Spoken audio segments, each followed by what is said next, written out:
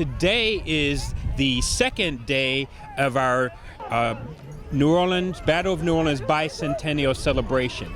Today we are welcoming school children from throughout the area to come and understand better why this place is so very important. Right. And why exactly is it important that they learn that? Well, because this was a very pivotal time in the history of the United States. When the Americans defeated the British here 200 years ago, it was unexpected that they would prevail. They were very much considered the underdog. And through the great leadership of General Andrew Jackson and the courage of the soldiers on both sides, the Americans prevailed. And because of that, the Louisiana Purchase was secured, and it also secured the expansion of the United States throughout what became the Great West. About how many children do you think are here experiencing that today? We expect about 2,000 to maybe even 2,500 school children here today. Okay. With this being the Bicentennial, it's a pretty special event. What type of things can people see differently this year than in previous years? Oh, wow, that's a great question. One of the special things that they can see, which we announced yesterday at our Bicentennial celebration, is the concept design for a new memorial that we anticipate will be placed here on the Chalmette battlefield called the Passage to Unity. So they can actually have a chance to see that concept design, and that memorial will complement the Chalmette Monument and help people to understand and have a commemorative space to reflect on the importance of this battlefield. Tell me a little bit about why unity is the theme of the event. Well, unity is the theme of the event for many reasons. First of all, the people of the community and the people of the United States came together on January the 8th, 1815. We had people from the state of Kentucky, people from Tennessee. We had Choctaw Native Americans come and enjoying the battle. We also had the Baratarian Pirates.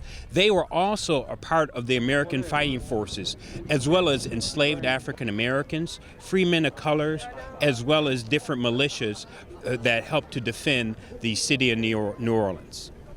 Yesterday there were some special dignitaries here. Tell me a little bit about that. Oh boy, we had so many people who were here yesterday.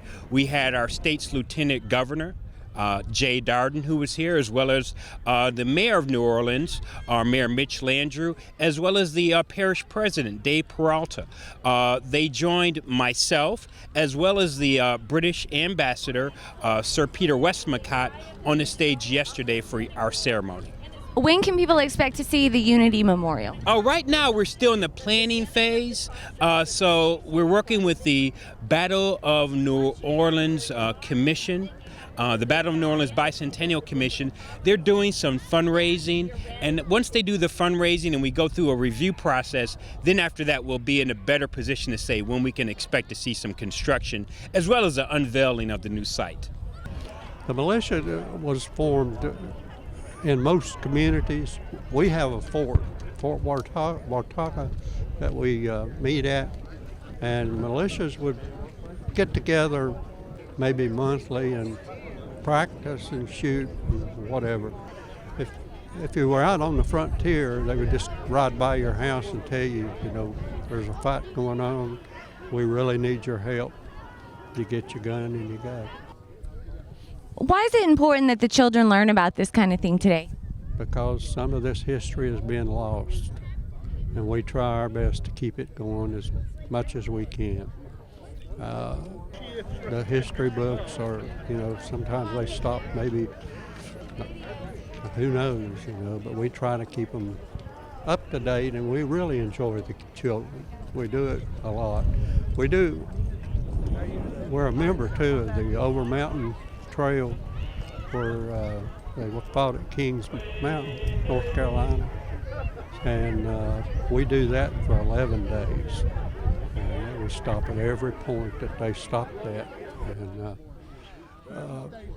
do just like this. We meet with children, meet with schools, and it's just try to carry on the tradition, the American way. What's been the most popular question that the kids have asked you about today? What kind of hat have I got on? And what kind of hat do you have on? Coyote. We actually represent, like I said, a naval crew, and what we would have had happen, we would come up the river, and we would have unloaded a cannon onto the ground, dragged it down onto the battlefield by being asked by the British Army, and we would bring our cannon on. We didn't get involved in the battle, do what we needed to do. Generally, we'd come on first. We'd soften up any ramparts and anything, do a bombardment, and then we'd stick around long enough if we needed to soften troops or anything like that, and then we retire, and the actual army would come on and do their marching with the red coats. Okay. Tell me some interesting facts about the cannons and the firing. Today we're working with a 6-pound cannon. A cannon would use a third of the weight of the cannonball. So, being a 6-pound cannon, we would fire a 6-pound cannonball. We would use 2 pounds of powder. It's always a third of the weight of the cannon, and this particular cannon would shoot about a mile. What kind of damage would it do? It would do a lot of damage. The 6-pound ball, it could do some heavy damage. And then as troops got closer, we would actually switch what we use to grape shot or canister shot, which is a bunch of musket balls loaded into a bag, and that would definitely hurt some guys, some infantry. Okay, there's a lot of children here today. Why is it important that they learn about this? To me, living history is so important where they get to see it. You only get so much from reading a textbook, and you don't get that actual interaction with it. Here, when you can come out and you see the kids, they get excited. I think one of the thrills for me is we light the cannon off, and the kids just go crazy. You can't talk to them anymore. We try and do all our talking before we set the cannon off, and then when we do that, they kind of lose attention. And but no, it's about learning it and seeing it in person. All of our kids as reenactors have all lived history, and I think that's so important. It makes it exciting for them when they can actually see it and not have it in a textbook. What was the most popular question today from the kids? Today, I think the question from the kids for me, is it a real cannon? Is probably the number one question. And for me, is it a real sword? So you pull the sword out a little bit and let them see it. So is everything real? I think is what they ask. They think it's plastic or props or whatever. So is it real? I think is the question. We represent the 1st Tennessee Regiment Militia, and they walked 600 miles down here to fight with Andrew Jackson. He was a good leader. He was a charismatic guy, and he's the type guy that could put together so many people, like the Cajuns, the Choctaws, the Tennessee Riflemen, Kentucky Riflemen, pirates from Barataria, and cobble them together with the U.S. troops and freed blacks and fight this battle and win this battle. It was not a guarantee. This battle was not a guarantee. It might have been a holding action. Jackson didn't know, but it worked out in the favor of America. And why is it important that people learn about this here? Well, America would have been different had this battle gone the other way and the British took it. I don't know if it would have been a whole lot different, but the British could have held America if they split it, if they took the Mississippi and held onto it with the might of the British Army and Navy. And what are you doing right here? Kim Palmer, Kimpalmer, he's a bear hunter, and he's showing them how they rendered bear fat and stored it in the parts of the bear, the lower intestine. Also, he's showing the light trail food that you would carry with you, because you're carrying a heavy rifle, all your shot, your powder, so that's a lot of weight, plus your bedding and extra clothes if you had them. And so your trail food was dried food, dried beans, dried rice, dried jerked meat, and muscovado sugar, and a little chocolate if you could afford it. Well, we've been waiting for this for a while, since we heard about it, I don't know, sometime in the fall, I guess. I heard that it was going to be going on, so last night we went over to the reenactment at the Chalmette battlefield that they built, and then we're here today to see what's going on. We were talking to this gentleman behind me about waterproofing. So he's rubbing beeswax and linseed oil on fabric to waterproof it. We were down there, my son was playing one of the games that they have going on down there. And we're just going to head up to see what else is going on.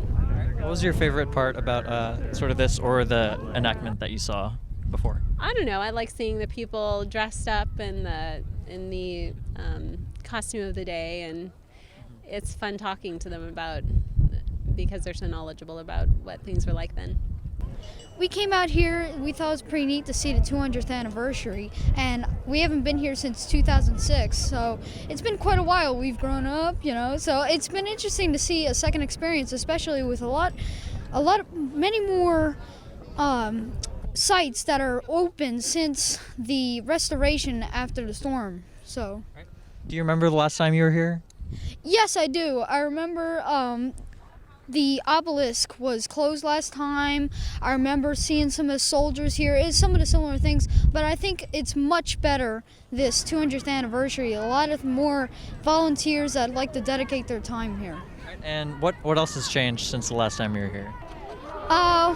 Seeing the steamboat, the Creole, I think it was Creole Queen, and that was pretty cool. So shuttling visitors here, and I just thinking, I thought I saw much more visitors here. Now it may be just because of the anniversary, but wow, this is great. This is really great. What was your favorite part so far? My favorite part was probably seeing the cannons fire, the 6-pound, both sides on the 30-minute and on the hour. And I even got a video on my YouTube of it. It was fantastic, just absolutely fascinating. So, and just seeing the blacksmith, and very, very interesting. What was good about the blacksmith? The blacksmith, how fast this metal creation was, how it went up to temperature and it turned red hot, and how he'd create it into something that would be a vital tool needed for the British or American Army. I learned how to make paper today. I made with the printing press. It's very humbling to see how far this process went back then and just how simple it is now. It's just amazing wow, the technological advances are amazing. Could you tell me a little bit about why you guys came out here?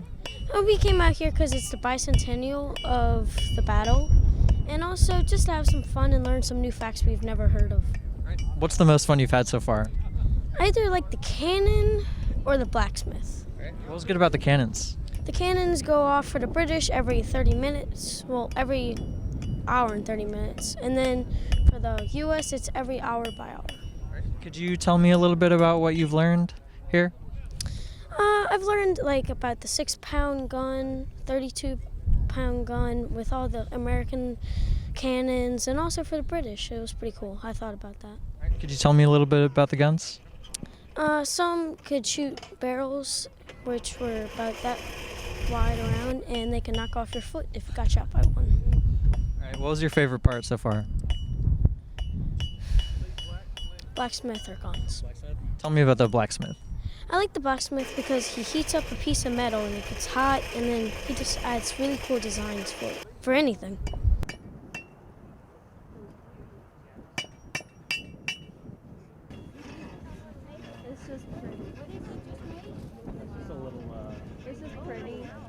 We came out here to see the New Orleans and what they did back then, and we wanted to see what they used to make fires and all kinds of stuff.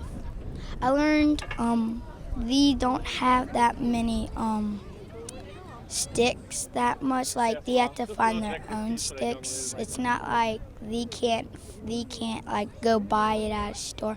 And I learned they had different flint and steel. They have different flint and steel because this one back then they didn't have that much flint.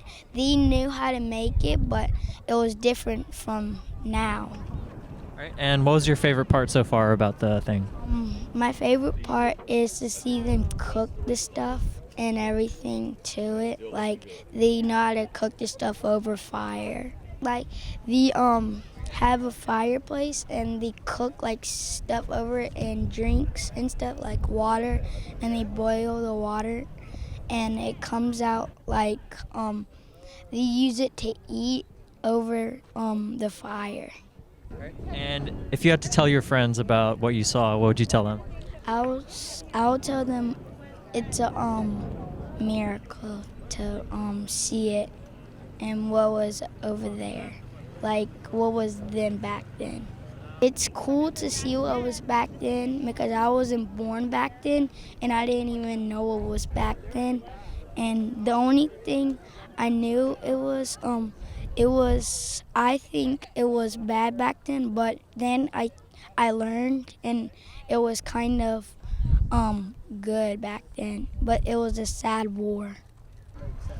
What I do here is make traditional native weaponry.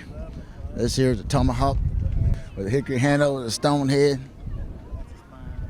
There's a jawbone of a buffalo. You can use it as a war club. This is a war club made out of shoemake sapling. Here's another tomahawk with an ash handle, with a stone head. There's a sweet gum carved into a snake, a war club. And I got a spine from a buffalo and made an atlatl out of it. You put your spear on this little knob and use it to sling your atlatl dart. The Choctaws were a part of the War of 1812, came down here and fought with the American side. Why did the Choctaws choose the American side? The Chief Pushmataha had some American friends, and he got together a regiment to help out the Americans. And the Choctaws had more problems with the British than the Americans at that time. So what sort of role did they play in the battle? They fought. They had a regiment of about 50 or 60 men. They fought on the swampy area, which is back over that way, and carried on guerrilla warfare. I get a lot of questions. A lot of the young people ask about the hides. A lot of them ask how do you make arrowheads, and I go into that and I talk about that, and then they pick stuff up and ask what's this used for, and I tell them all about it. How would you make an arrowhead? Arrowhead is a process we call flaking your rock. You take your rock and you look at that rock and you find a platform on that rock. You apply pressure or you strike it and knock a flake off the bottom side of that rock. Control that flaking is how you shape that rock, how you carve it. We're all here today because we had to fight for our right to keep our land. We initially started off trying to take over Canada while the British was away fighting in France. Didn't turn out so well. Got our Washington burnt down. They tried to come down here to New Orleans to take over the ports. We managed to fight them off with the help of the Tennessee militia and the free man of color, which is me. Could you tell me about why this is important in our history? It's important because it's like one of the first wars were actually the Choctaw Indians, free men of color, and also the Caucasian people all came together to fight. I got my canteen here for water. I got my ammunition box over there, and I also got my haversack bag to keep all my stuff in. It's here to keep me warm, and my vest for usual stuff. Could you tell me about the role the people of color played? Well, a lot of the free men of color were businessmen, and we had to protect our land because they would have took over our stuff and burnt down our land and killed our families as well. So we had to fight to keep our stuff. I'm here because I'm portraying a Tennessee militia camp follower. Our story is that we come down from Tennessee, and the militiamen come fighting ready with their muskets and everything. And we follow them down to be their backbone, to clean and wash and cook. And one of the major things that happened on our way down that's kind of crucial to why we were low on guns is that we figured there would be lots of guns in New Orleans, considering that it's a port. We should have tons of guns. However, when we got here, they were low on guns as well. So we didn't have as many muskets as we should have. All right. What else would the camp followers sort of do to help out? We would, learn to chop wood. We'd learn to take over some of the men's jobs while they were out fighting because they couldn't always come back to chop the wood or carry the wood or get the water. So we had to do that as well. What was special about the Tennessee regiment? Well, basically, it's because we were kind of ragtag, but we answered the call. Everyone came together. We were unified. We did what we had to come together and be united, for the greater cause. What kind of questions do people usually ask about the camp followers? They generally ask us out here if we actually eat our own food, and honestly, the food's great. We make cornbread in a Dutch oven. We make all types of stews and such, and it's really good. So yeah, we do eat our own food. Another question that they ask us is, do you ever fire the guns? And no, we don't. The Tennessee militia camp followers do not, but our neighbors right next door to us in the other camp are the Choctaws, and the Choctaw women would actually pick up the guns if their husbands died in battle and start fighting. It's awesome being out here, being able to participate with the Recognizing Our Roots program in the park. What's the Recognizing Our Roots program? It's a youth program put on by the Park Services that takes high schools, and we are educated about the Battle of New Orleans. I come from Chalmette High. We also had some Clark students yesterday. We come from all around. There's also the Gina Band of Choctaw. We come and we learn about how people lived back then. We're educated about the three main reasons that started the war. Free trade. We wanted our free trade, and our sailors, we wanted them to have rights and not have to pay so many taxes. And we also wanted land through the Western expansion. Right, and why is it important that people learn this history? Well, I'm sure you heard the saying, if you don't learn history, it's bound to repeat itself. So it's always important and it's also our heritage. We're recognizing our roots and how we lived back then and experiencing how it was. Why'd you come out here today? Interested in the history. Actually, I came out here to have somebody point out where the Confederate batteries were for the Civil War, but I have a lot of friends of mine that are out here. I used to do a lot of reenacting, so a lot of these people are people that I know. And why are you sort of interested in this history? I've always found it fascinating. Not so much the things that a lot of people know about. I'm sort of more interested in the sort of little aspects of the history that people don't know. Camp Parapet, things like that. What's Camp Parapet? Camp Parapet is out in Metairie. It was the defensive works that during the Civil War, the Confederates began the works to help defend against the Yankees, and then when the Federals took New Orleans, they took over the works and it actually protected New Orleans. The defensive line for New Orleans was on Causeway Boulevard. And could you tell me a little bit about why it's important that people know their history?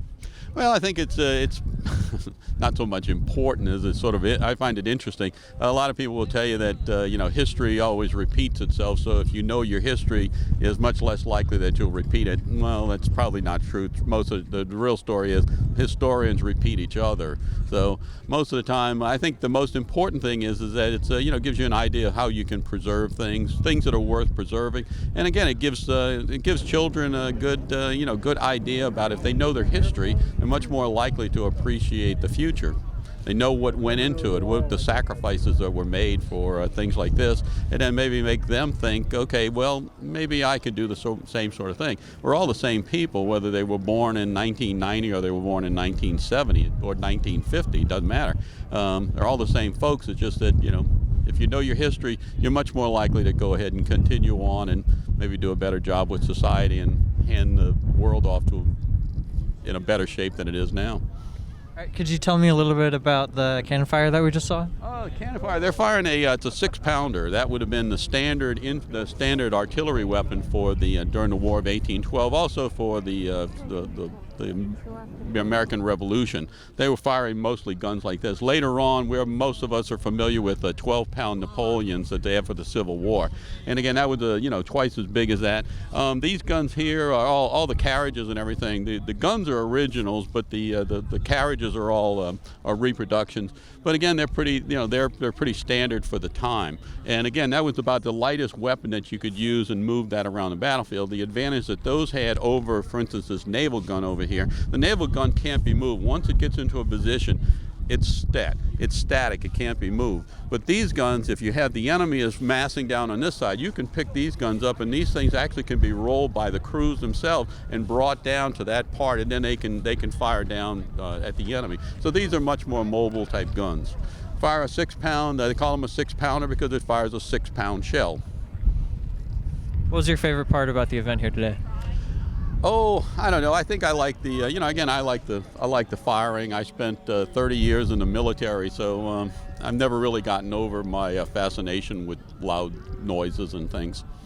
Even though I'm not really a gun person, I like the noise. I also like. I think my favorite part of it though is watching the little kids come out, and children that aren't exposed to any of this sort of thing, and they come out to events like this, and like their eyes are wide, and they say, "Oh my God, look at all this really cool stuff." Well, it's always been here. The battlefield is here 365 days, but nobody really ever comes out here. You came out here on an ordinary Thursday in the middle of the summer, there may be 3 people here. I've actually been out here in the summer. We are here learning about the Battle of New Orleans. That's what we're studying in school, and so we're here celebrating the bicentennial with everybody else and learning all about what we did here, how we did it, and how long and how it took, how hard it was back then for them to do it.